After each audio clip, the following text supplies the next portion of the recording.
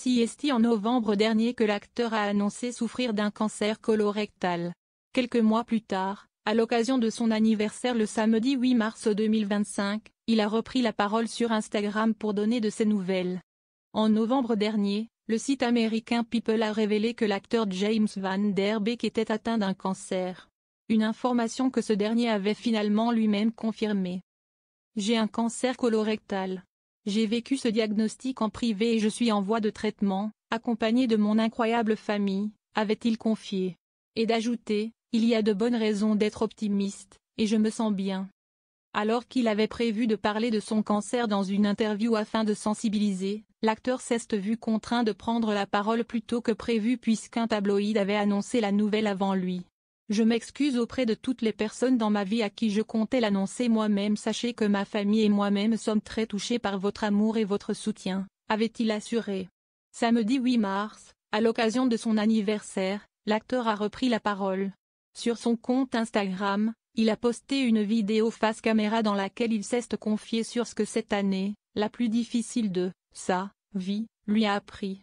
« Quand j'étais plus jeune, je me définissais comme un acteur, n'est-ce pas ?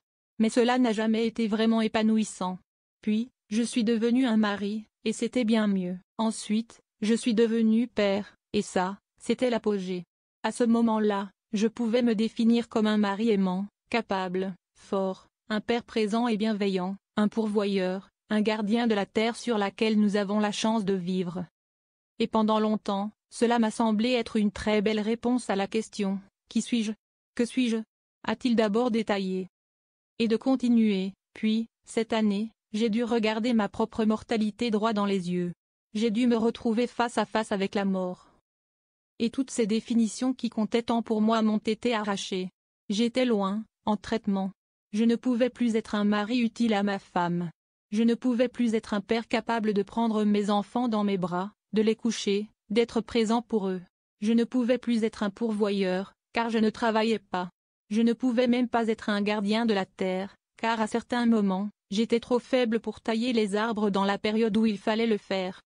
Alors, j'ai été confronté à cette question, si je ne suis plus qu'un homme trop maigre, affaibli, seul dans un appartement avec un cancer. Que suis-je ? J'ai médité. Et la réponse m'est venue, je suis digne de l'amour de Dieu simplement parce que j'existe. Et si je suis digne de l'amour de Dieu, ne devrais-je pas être aussi digne de mon propre amour ? Et il en est de même pour vous, a assuré l'acteur de Dawson. Ce dernier ne s'est pas arrêté là et a continué ainsi son message. Alors que je traverse ce passage de guérison vers la rémission, je voulais partager cela avec vous. Car je pense que cette révélation m'est venue en grande partie grâce aux prières et à l'amour qui m'ont été envoyés. Je vous l'offre donc. Peu importe comment cela résonne en vous, laissez-le trouver sa place dans votre conscience. Et si le mot Dieu vous perturbe, je ne prétends pas savoir ce qu'est Dieu ni pouvoir l'expliquer.